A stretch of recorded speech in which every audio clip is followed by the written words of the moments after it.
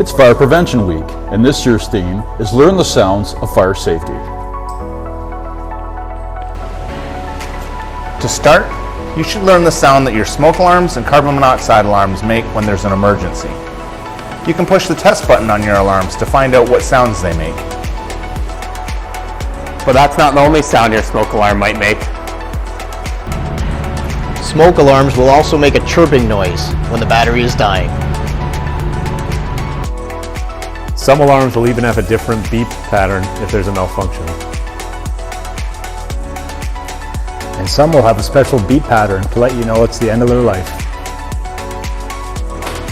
Try to learn the different sounds that your alarms make and what each sound means. Welland Fire and Emergency Services wishes you all a happy and safe Fire Prevention Week and hope that you practice fire safety year-round. Thank you.